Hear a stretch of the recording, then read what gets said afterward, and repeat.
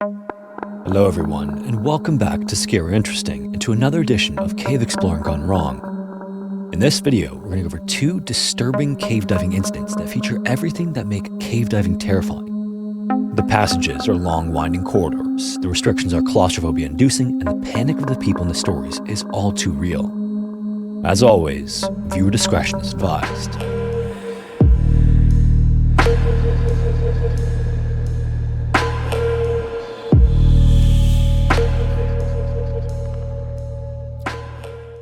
Before we get into the video, I want to tell you about today's sponsor, Surfshark VPN. As Scary Interesting has gotten more popular, I've become more concerned about privacy and security, especially anytime I'm working away from my home office, like in airports. That's when a VPN is basically essential. A VPN encrypts your internet connection, creating a secure connection between your device and the web, protecting your data like passwords from hackers, surveillance, and tracking. It also routes your connection through servers in different locations, making it appear as though you're browsing from that region. A great benefit of this is that it allows you to access location-specific deals and content. Like for example, in Canada, streaming services show only the Canadian catalog, but with Surfshark, I can access content from any region where they have servers. This also extends to price deals on things like flights and shopping items, letting you find better offers based on location. Right now, by going to my link in the description, you can get 4 extra months free of Surfshark VPN, and the best part is that even with their most basic plan, you can use it on an unlimited number of devices. This means you can keep your entire household protected with a single subscription. And beyond just their VPN, Surfshark also offers a data breach alert system that notifies you as soon as your email, ID, credit card, or other personal information gets leaked online. This means you're able to take action right away and change passwords or anything else to keep yourself protected. Because the somewhat scary reality is that your information is likely already out there without your knowledge. So right now you can get 4 extra months free of Surfshark VPN by going to my link in the description or by going to https://surfshark.com/scare. And they also have a 30-day money-back guarantee, so there's no risk in giving it a try. And with that said, let's get into today's video. On paper, Wookey Hole sounds like something out of a family day trip brochure, which to be fair, it kind of is. It's got all of the hits: underground rivers, bizarre rock formations, a cave-aged cheese tunnel, and even a legend about a witch who was turned to stone. It's located in Somerset, England, and is one of the oldest show caves in the country. But beyond the tourist-friendly trails and electric lighting, Wookey Hole becomes something else entirely. It's actually one of the most complex and unforgiving cave systems in Britain. Only roughly 2.5 miles or 4,000 meters of it have been mapped so far, but that doesn't mean it's tame. Parts of the system can only be accessed by diving through long, narrow underwater tunnels, some of which can drop down steeply or twist unpredictably into deeper chambers. Visibility can also go from poor to zero in an instant, and water temperatures hover around 52 degrees Fahrenheit or 11 Celsius all year. It's essentially just dark, disorienting, and unrelentingly cold. The River Axe flows through the cave system, disappearing underground before re-emerging outside. And this river is actually what carved out the chambers in the first place, slowly dissolving the limestone over thousands of years. It's also what makes this place so tricky. The water can hide entrances and even block exits. Interestingly, people have also lived in the caves, including Neanderthals, Celtic farmers, and Roman settlers. Animals have too, including a species of cave hyena that no longer exists. All of this combines to make a place that's old, strange, and soaked in history. Over time, it's been a home, a sacred site, a source of water, a place to hide, and more than once, a place where people have disappeared. Cave diving in Wookey Hole started back in the 1930s, back when divers were basically strapping oxygen tanks to themselves with rope and sheer optimism. A few of them helped map new chambers and figure out what kind of gear might actually work in these harsh conditions. Since then, technology has improved, but the risks haven't really changed all that much. For divers, the name Wookey Hole still carries a certain weight of part challenge, part warning. James Gordon was a 24-year-old ex-Royal Marine known for being sharp, disciplined, and extraordinarily skilled underwater.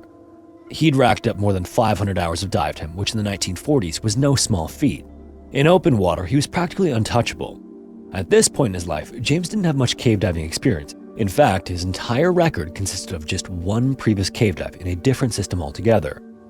Still, based on his military record and reputation, he was fast-tracked to explore one of the most difficult sections of Wookey Hole. Normally, divers were expected to complete at least 2 practice dives to the 7th chamber before going deeper, but the team made an exception for James. 1 warm-up dive was enough, and then it was off to the 9th chamber. On April 9th, 1949, the team made it to the 9th chamber without incident, even doing a brief check on chamber 11 while they were doing that.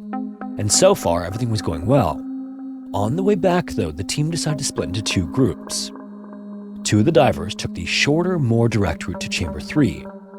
James and another diver, Bob, then opted for what was known as the second loop. This is a longer path that connects the 9th chamber to the 8th, then back around. It wasn't an unusual decision. They had enough air, the path was known, and James was eager to take the scenic route back. Inside the 8th chamber, though, visibility dropped. The silt in Wookey Hole is notorious. One wrong kick and it's like diving into a mudslide. Bob even thought briefly that his light had actually gone out, but it hadn't. The cloud of mud around him was just that thick. Still, he pressed on, his heart beating just a little faster and his hands a little colder, assuming James was in front of him. When he reached Chamber 3 and found the others, though, he immediately realized that James wasn't there. A search party then quickly re-entered the cave, and they found James not far from the guideline near Chamber 6, head down and unmoving. They then realized that his oxygen tank was empty and his counterlung had collapsed. Even worse, he had a reserve tank with him that he must have dropped at some point. Essentially, he had run out of air and never made it back. Sometime later, they checked his equipment and found a fault in his test pressure gauge. This might have given him a false reading, convincing him that he had more air left than he did. For the team, it was devastating. While some chalked it up to bad luck or technical failure, others couldn't help but feel the cave itself had a role to play. People started saying his spirit still lingers in those chambers, drifting along the same guidelines he followed in life. Either way, James's death left a lasting mark on Wookey Hole's diving history. It was sort of a turning point, a moment when even the most confident divers were forced to take a step back and take a more serious look at cave diving as something else entirely. By the time Keith Potter entered the caves in 1981, Wookey Hole had already earned its reputation. Keith, unlike James though, was no cave diving rookie. He had been through the system before and he knew exactly how serious it was. That day, he was diving with a group of seasoned cave divers, including Martin Farr, who, if you know anything about British cave diving, is basically a living legend. Their plan was straightforward: dive through the long sump between the 9th and 19th chambers. It was a haul, but it also wasn't new territory for Keith. He had done it before. Now, there are two ways to make it through the sump. Keith chose the lower route, which is deeper but less complex. Martin took the upper path, which is a little shallower but trickier to navigate. Keith set off first and everything was normal. Visibility wasn't great, and it rarely is down there, but nothing alarming. He was wearing two wetsuits layered together to guard against the cold, since Wookie's chilly waters can suck the heat right out of you. Just like James though, when Martin surfaced at the other end of the sump, Keith wasn't there. At first, it didn't cause any concern in Martin, but as the seconds dragged out and then minutes, the word began to grow. Suddenly, Martin spotted Keith, but something was terribly wrong. Keith was floating just below the surface, still underwater and not moving. His mouthpiece had slipped free no more than 10 feet or 3 meters from open, fresh air. Martin then immediately dove back to him, and the others in the dive group weren't far behind. They pulled Keith from the water and started CPR right there on the stone floor of the cave. They would go into work for almost an hour, trading turns and refusing to give up, but Keith was gone. No one could say for sure what happened, but there were theories. Maybe he'd exerted himself a little too much near the elbow of the sump where the passage tilts sharply upward. Maybe he tried to push through too fast and couldn't catch his breath in time. Meanwhile, others thought the cold finally caught up with him. His friends remembered that Keith's wetsuits had seen better days, even with him wearing 2 layers. In water that cold, it doesn't take much of a chill to sap your strength and slow your mind, but the truth is, no one really knows what happened to Keith. One minute he was swimming, the next he wasn't. These days, most people still know Wookey Hole as a family-friendly attraction. For most visitors, it's an afternoon of lighthearted fun, something to cross off the vacation list before moving on to the next stop. But the parts open to tourists are just a fraction of what lies underground. Beyond the walkways and railings, the cave system stretches for miles, twisting through tight, flooded tunnels and massive chambers that few people ever see. The River Axe still runs cold through the rock, just as it has for thousands of years. And even with modern equipment and experienced divers, the risks haven't gone away. Cave diving continues at Wookey Hole, but it's approached with a lot more caution now. Access is limited to highly trained divers who plan every move carefully. And while technology has come a long way since the early days of exploration, even today some of the system remains unmapped, and some sections are simply too difficult or dangerous to explore. Gustavo and Eduardo were excited as they looked over a crinkled piece of paper with hand-drawn sketches on it. The two men, 31 and 30 years old respectively, had gotten their hands on something extremely valuable, at least to them. During a British diving expedition in their home country of Venezuela in 1973, a diver had purportedly made an unexpected discovery while exploring the underwater chambers of Rito de Acarit Cave. Afterward, the diver drew up a crude map from memory of the path to a large underwater lake that no one had previously known about. It's unclear exactly how the map got into the hands of Gustavo and Eduardo in 1991, but there it was, and it was a chance to explore something very few had witnessed. So few, in fact, that many locals who had heard the story of the secret lake's discovery actually disregarded the idea as fake. But from the moment they got their hands on the map, the two friends knew they were going to explore it. The cave itself is primarily an underwater cave located just 60 miles south of the city of Coro. Interestingly, to add to the excitement, the cave was well known within the community of cave divers, so it had been explored countless times, but even still, there was no mention of some massive, breathtaking underground lake inside. For the two men, this made it even more exciting, and they were planning on seeing it firsthand. Now, it should be noted that while neither of the men was certified in cave diving, both had a wealth of experience as open water divers. Gustavo was a certified diving instructor, and Eduardo had similar credentials, but as you probably know by now, these only served to create false confidence. To make things worse, the British diver who first mapped the cave was so impacted by the silt inside the cave that he made a note of the fine mud that turned the surrounding water into soup with the flick of a fin. It's unclear if the two men understood the significance of this note, but even if they did, they clearly thought it was a risk worth taking. After finalizing their plan, they started to share it with their friends, expecting them to be just as enthusiastic about the dive as they were. Instead, though, they were met with warnings and pleas for them to reconsider. When it was clear that the two men were dead set on making the dive, some friends suggested they bring in an American cave diver who had the experience and knowledge to guide them. But the two men brushed it aside, almost taking offense to the idea. In their minds, they had diving experience and they had a map that made the journey look like a straight shot. In their estimation as a team, it was a sure bet they'd come out of the cave having confirmed the presence of this supposed underground lake. On Saturday, July 13th, 1991, Gustavo, Eduardo, and a handful of their friends trudged through the dense Venezuelan jungle on their way to the mouth of Rito de Acarit. One of those in attendance was Maria, Gustavo's girlfriend, who was visibly apprehensive about the dive. And understandably, no amount of assurance or consoling from Gustavo would alleviate her concerns. All the way until the two men stepped into the water, she begged Gustavo not to go. And when it was clear that her pleas were falling on deaf ears, she pulled out a piece of paper that she had written a prayer on and wrapped it in plastic to protect it from the water. She then handed it over to Gustavo, hoping that it would help keep him safe. By 8 p.m., the two were ready to get the dive underway, and shortly after, Gustavo and Eduardo disappeared into the stream that runs into the cave. They had no clue at that moment, but they were already in deep trouble. Although they had correctly tied a rope to the entrance to find their way back, they didn't know that it had either broken or come loose as they made their way deeper. But in any case, their dive got underway in relatively clear conditions, and visibility started out at about 10 feet or 3 meters of distance. After making their way through the main tunnel, one of them spotted an air pocket ahead and the two friends surfaced inside it. This should have been the first indication that something was wrong because this air pocket wasn't marked on the map. Initially, this didn't appear to bother them much, but then they tried to pull on the guideline and it was full of slack. Then as soon as they ducked beneath the surface as well, they discovered the giant silt out they had made on their way in there. Now, this might seem like a relatively easy thing to deal with, you just wait until the silt settles, but often it can be days or even longer before all the sediment resettles and visibility improves. Both of them now realized the trouble they were in, although neither of them panicked just yet. Eduardo was pretty certain he could feel his way out and he encouraged Gustavo to follow him. He then crept along the wall of the cave using his hands, and after long enough, miraculously, he found himself at the entrance. It's hard to describe just how lucky this was, but as he caught his breath and his friends gathered around him, Gustavo's absence was overly apparent. Eduardo then looked at Maria and asked where Gustavo was. The worried look on her face then morphed into one of both disbelief and anger at hearing the question. A second later, she blurted out that Gustavo was supposed to be with him. Eduardo then looked back at the cave entrance and watched in hopes that his friend would surface at any moment, but the stream was calm and there were no air bubbles to indicate Gustavo was on his way. What none of them knew at the time was that when Eduardo left the air pocket to start feeling his way back to the entrance, Gustavo descended to follow him but got tangled in the rope. After untangling himself in the murky conditions, he turned the wrong way and took himself deeper inside the cave. The clear conditions ahead of him should have tipped him off to this, but in the moment it never crossed his mind. He then swam in the wrong direction for a while until he came across another, much larger air pocket and surfaced. He expected Eduardo to surface in the pocket right behind him, but after waiting for a few minutes for that to happen, it was clear the two were now separated. And for a moment, Gustavo couldn't keep the fear down anymore. He began to panic and shouted Eduardo's name inside the air pocket, but the sound was swallowed by the water and rock that now trapped him there.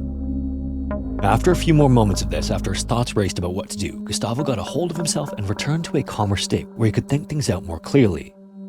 There was a way into the cave, so there was obviously a way out of the cave. He just needed to think it through and come up with a plan. He then took out his diving knife and carved an X into the rock inside the air pocket to denote that he had been there. He then submerged again and swam underwater to try to locate a tunnel, but surfaced after bumping into a wall. He then carved another X into the rock and tried again. Then after that, over and over, he went under only to surface when he inevitably came into contact with another wall. Soon his surroundings were covered with X's and he still had no clue where even the tunnel that led him into the air pocket was, let alone the one that would lead him out. Worse yet, the second of his 3 light sources was on the verge of dying, so if he didn't get out soon, he was going to be trapped in complete darkness inside this unmarked air pocket. After doing this for what seemed like forever, he decided to change tactics. The large air pocket he was in did have some dry land available, so he climbed out of the water in hopes that he could preserve his warmth and energy. Also, not wanting to burn up his last light source, he sat there, shivering in the dark and holding out to hope that his friends would be with him soon to guide him out shortly. Meanwhile, outside the cave, Eduardo had returned his regulator to his mouth and submerged into the cave again. He was going to find his friend and he was going to lead him to safety. At least, that was his plan. It was very quickly realized that it was too murky and too dangerous. So with nothing else they could do, Eduardo and the group of friends held vigil at the entrance to Rito de Acurit in the dark jungle as they prayed for Gustavo to suddenly appear. At dawn, that still hadn't happened, and so Maria demanded that Eduardo drive to phone for help. After a long drive back to the city, Eduardo found the nearest phone and started making calls. One of these was to his pilot friend, Fernando. Fernando's wife, Vivian, was a certified cave diver, although it had been 3 years since she was inside one. As Eduardo described the scenario to Vivian, her heart sank. Based on the conditions, she knew she wasn't the right person to come and save Gustavo, but maybe she knew someone who was. After hanging up with Eduardo, she called the Spring Systems Dive Center in Florida, where cave diver Steve Gerard was getting ready to teach a cave diving class. Vivian had trained under Steve, so she knew that if anyone could rescue Gustavo, it would be him. When she explained what was happening though, she was surprised at the response Steve gave. He was pretty non-committal about coming to Venezuela. Based on what Vivian was telling him, it all added up to the conclusion that Gustavo was probably already dead. Still, Vivian pleaded with Steve to get on the next flight before the two hung up. Rather than pack his gear and rush to the airport though, Steve continued to get ready to teach his diving class. As the day wore on with no word from Steve, Vivian called him back and was in disbelief that he was still in Florida. The last flight to Venezuela out of Miami had left at 5 p.m., which had come and gone without Steve boarding. He continued to try to convince her that Gustavo was already dead, but neither she nor Fernando would hear of it.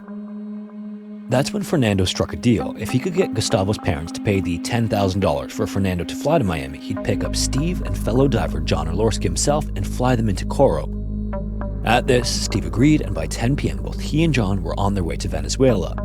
They touched down around 5:30 on the morning of Monday, July 15th, and a few hours after that, they were at the cave entrance. The two divers then geared up and decided that John would lead and then entered the water. Just like Gustavo and Eduardo before them, Steve and John made their way through the main tunnel, only for them, visibility was somewhere only around a few inches. The silt hadn't dissipated at all. But because Steve and John were well trained for such a set of conditions, they barely blinked at the low visibility.